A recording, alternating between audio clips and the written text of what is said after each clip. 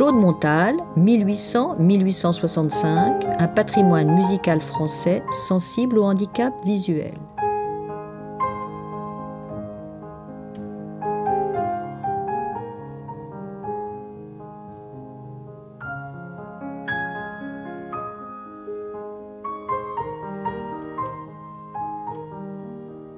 Né à La Palisse dans l'Allier, Claude Montal eut une enfance heureuse, bien qu'il perdît la vue à 4 ans.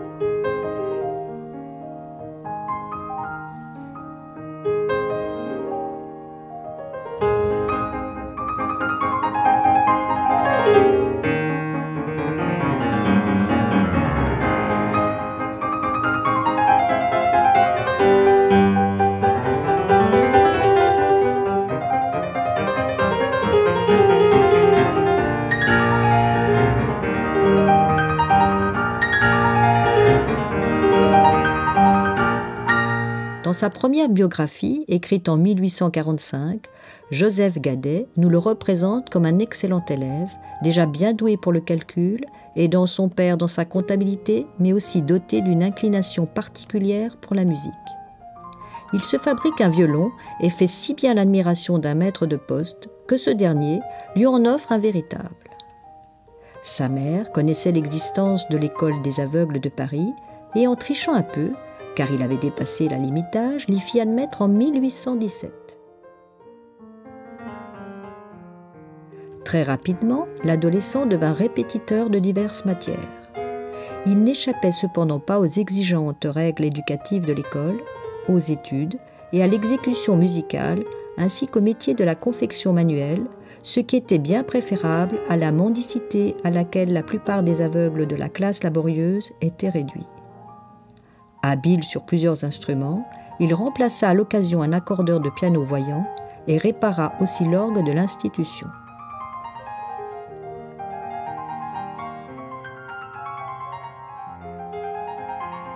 En 1830, soucieux de voler de ses propres ailes, il quitta l'école pour s'établir accordeur. C'était là un geste audacieux, car malgré les convictions de quelques hommes inspirés par l'œuvre de Valentin Huy, fondateur de la première école spécialisée, la société de l'époque imaginait difficilement qu'un aveugle fût autre chose qu'un pauvre air assisté. En 1831, Claude Montal vivait dans la plus grande misère. La cécité était le principal obstacle de son entreprise.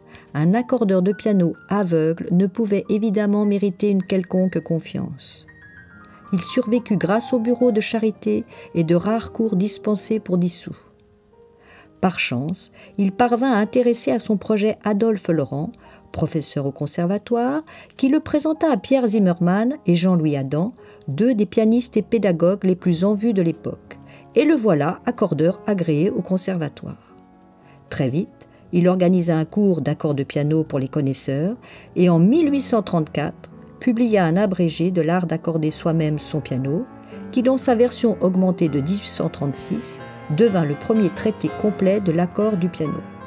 Fort du succès rencontré, il créa la même année à l'Institution royale des aveugles la première classe d'accords facture. Il possédait déjà un petit atelier de réparation d'instruments, fort actif en ce temps où la vie pianistique se développait prodigieusement. C'est donc tout à fait naturellement qu'il en vint à fabriquer ses propres pianos.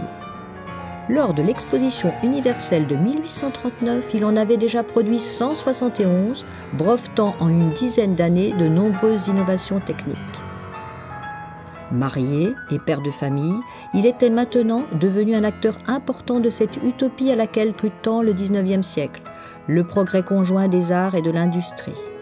Il obtint 11 médailles auprès des plus hautes instances, Académie de l'industrie, Société d'encouragement pour l'industrie nationale, Société libre des beaux-arts, Athénée des arts, Exposition industrielle et Exposition universelle. En 1851, le prince-président lui remit personnellement la Légion d'honneur. Il fut le fournisseur officiel de l'empereur et l'impératrice des Français, de l'empereur du Brésil, puis reçut la médaille du mérite du royaume de Hanovre. Il s'éteint à Paris en 1865. Claude Montal représente emblématiquement l'aveugle utile qu'évoquera Maurice de la Sizeranne, le fondateur de l'association Valentin Oui, dans un ouvrage publié en 1880.